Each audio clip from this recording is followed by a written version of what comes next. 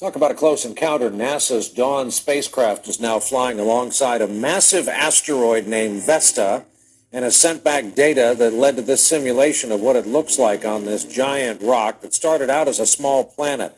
Vesta is roughly the size of Arizona. It's located in the asteroid belt between Mars and Jupiter. May 10th, 2012.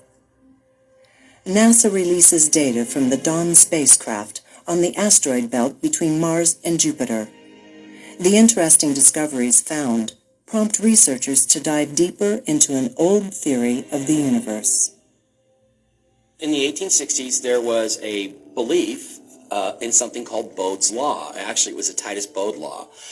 But basically what it said is every planet is about twice as far from the sun as the previous planet. And it actually works really, really well for like 8 out of the 9 or 7 out of the 9 planets that we have. But at the time, there were only 6 known planets that were visible to the naked eye or even some of the primitive telescopes they had at the time. And they noticed that there was this gap between Mars and Jupiter right where a planet should be. Now, in that gap is the asteroid belt. It implies that the asteroid belt is actually the wreckage of a planet that used to exist there. If the asteroid belt is really the remnant of an ancient planet between Jupiter and Mars, is it possible a species inhabited this missing planet thousands or even millions of years ago? If that's true, could it be they escaped before its destruction, only to land and inhabit our Earth? There is an alien presence. It's been here for a very long time. It has reached Earth because of war. John Brandenburg's work opens the question, what happened 300,000 or a million years ago on Mars that he claims the evidence is hard that there were 2 hydrogen bomb explosions? Here is Mars xenon versus Earth xenon. Earth is in blue. You can see they overlay very well for the isotopes 132, 134, etc. But at 129, Mars has 2.5 times more xenon 129 than the Earth does. And by the way, it has this, you could put any other planet up there and it would look the same. Mars is different from every other planet. It has this big load of xenon 129. And sadly, this is weapons signature. One man who retired from the Defense Intelligence Agency in 1999 sought me out. And we met with a man from the World Bank in Baltimore at the harbor. And for 7 hours, this man was provoked by a section of my book having to do with cloning technology.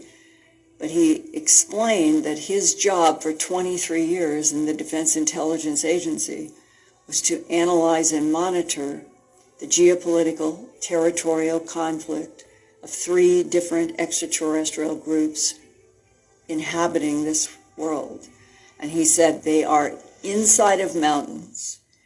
They have huge caverns at the basins and the bottoms underneath oceans and seas, between land bases, water bases, and in mountains. They have a control on this planet, and it may be linked directly to Mars, to Sirius, and to Zeta Reticuli 1 and 2. Could some of these beings from another planet not only be considered alien, but also human? If they were human, did they help seed the planet? One of the more interesting theories when it comes to ancient astronauts is sort of the idea of like a progenitor civilization. That's to say, something along the lines of a very ancient, highly advanced culture that sort of seeded the universe, for want of a better term. And if you look at a lot of the entities that are reported in UFO encounters, going back to, say, the 40s and 50s, we have the very human-looking space brothers, with the long hair, which a lot of people dismiss, but I don't write off a lot of those stories personally. Even the Greys, now they don't exactly look like us, but they, you know, there's a head, 2 eyes, vague nose, vague mouth, and 2 arms and 2 legs. So they are, in that sense, quite close to us. But what I find interesting is that when you're dealing with abductions, they very often take genetic material from the abductees. We're talking about like eggs, sperm, DNA, skin samples. If we were dealing with races of entities that were totally separate, I find it very difficult to think that our DNA and the raw materials they need from us would be totally compatible with them. That to me is too much of a coincidence. So I think that's why we can make a case of an ancient race seed in the universe, which, depending on the atmosphere and the gravity and the food and everything else of the relevant planet over millions of years, the Greys may have developed in a different physical fashion to what we have. You know, we're totally different, really, in many respects, to like Cro-Magnon man or Neanderthal man, but they were still humans. But you know, they were different builds. Their brain size was different. So I think we could be dealing with something like that. That's a civilization. Maybe it doesn't even exist anymore, but it was the original seeding of the universe or the galaxy. Someday, extraterrestrials arrived. They realized which form of animal is the most advanced. It was our ape family. They simply took one or two examples out of the ape family. They changed their genetical code. Every genetics know how to do this. You change the DNA base, you change it, and you put this back into the womb of a female. The female will give birth to a child. The child has, of course, the evolution, has the skeleton, the teeth and everything. But because of this artificial mutation, the child has something in plus, which the rest of the family tree has not. Culture, language, the possibility to speak, to change out information and all this. So we are a product of evolution, but not only. We are also part of an artificial mutation. So, and this is handed down in the Bible and in other stories. A lot of the intergalactic species are kind of broken down into three major strata. You have sort of your young, infantile baby races, and we're juvenile, right on the edge of trying to be adults.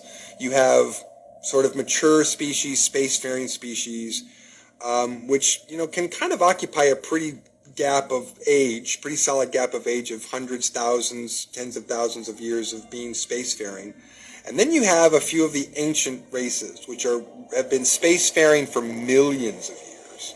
And there is this real difference in who and what they are and they do. And so if you're kind of in the middle strata, the attitude about, you know, those in the upper, the ancient strata is, it's not up to us to decide what their business is. They obviously do what they want, how they want, but their reputation is that they're just going around tinkering with DNA. They're still working on these long-term upgrading plans.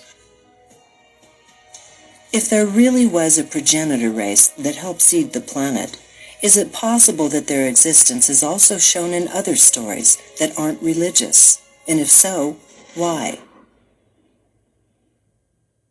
Gene Roddenberry was the writer and producer of Star Trek, the first series. I think he wrote the very first show in the Star Trek series, which was incredibly interesting, about how the Enterprise goes out and finds evidence of a progenitor race all throughout the solar system and the galaxy.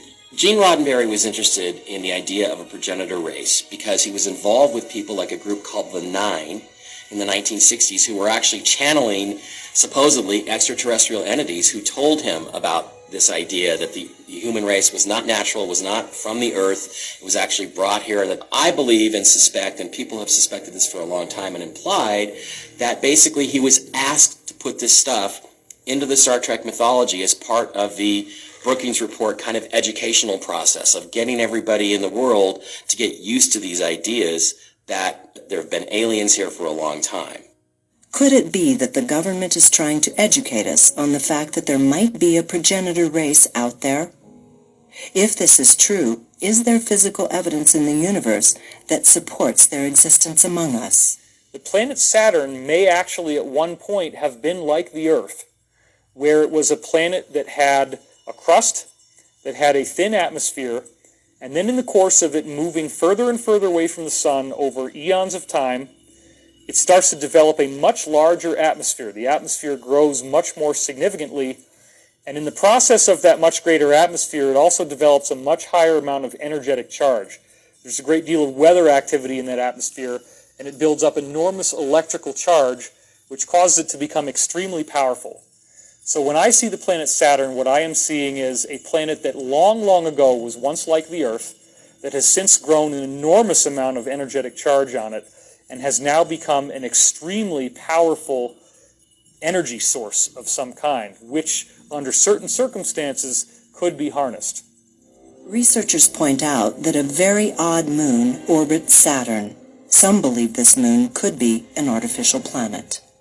Iapetus is very different because unlike most of the moons of Saturn, which are in a kind of ecliptic plane, it's off at about a 60-degree angle. When pictures of the horizon came back that were showing the surface of Iapetus, not only was there this bizarre rim around the middle of the object, there was this edge, edge, edge, straight line, straight line, straight line. It was not a rounded spherical horizon.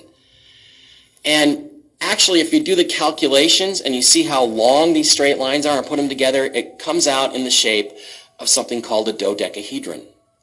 Iapetus appears to be an artificial satellite. It could very well have been the base from which the progenitors, call them the preservers, call them whatever you want to call them, operated. They actually operated on this moon of Saturn and did different things to different planets in the solar system.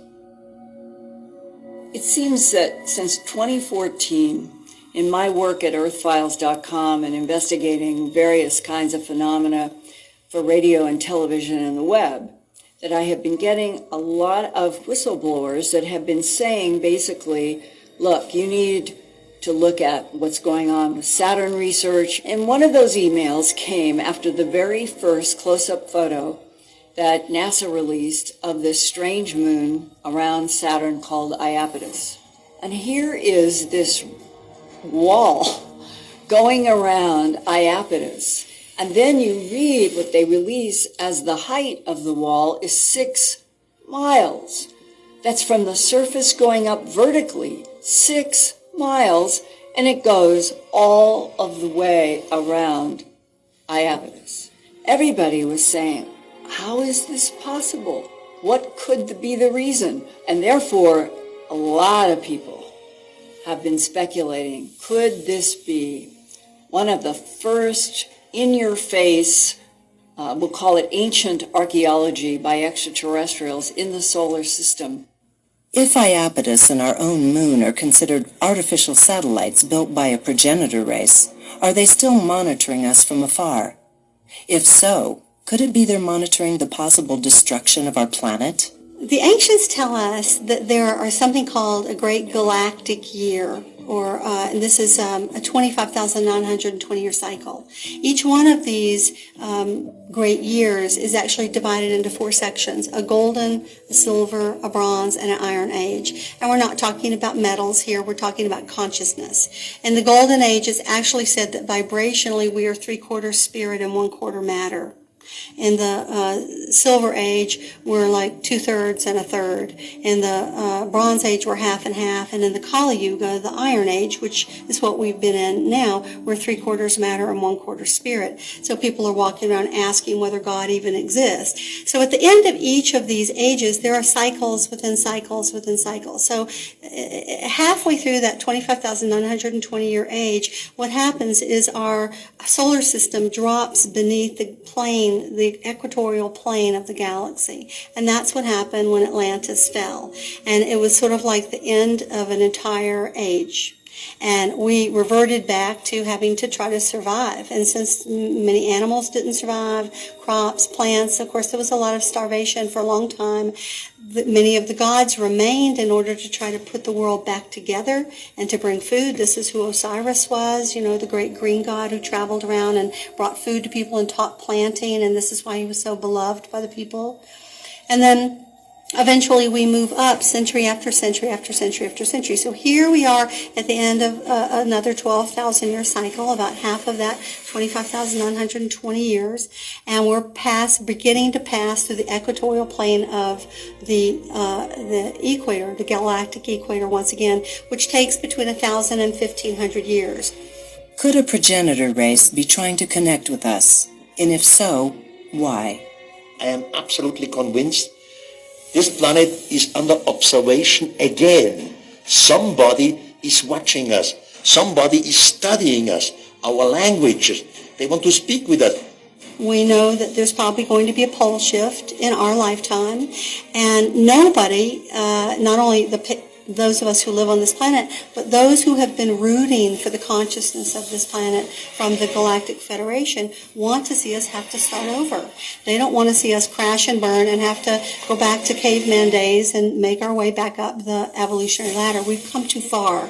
And so this is one of the reasons that the Galactic Federation is so involved in trying to help to buffer the very powerful waves that are coming out of the sun so that we can make a slow incremental adjustment up into changing our consciousness from a duality-ridden, conflict-oriented consciousness to one where we're able to live in some kind of peace.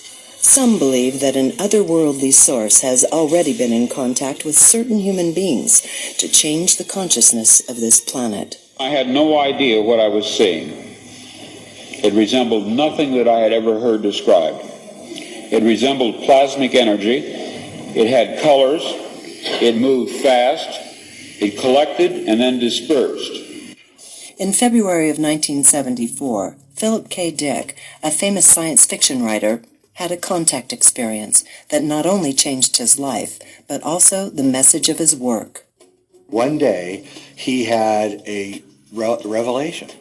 He was just sitting there in his apartment in Orange County, and all of a sudden he began realizing that, there was an alien presence that was talking to him and giving him valid information which he could confirm or deny. He called this thing VALIS, or for Vast Active Living Intelligence System.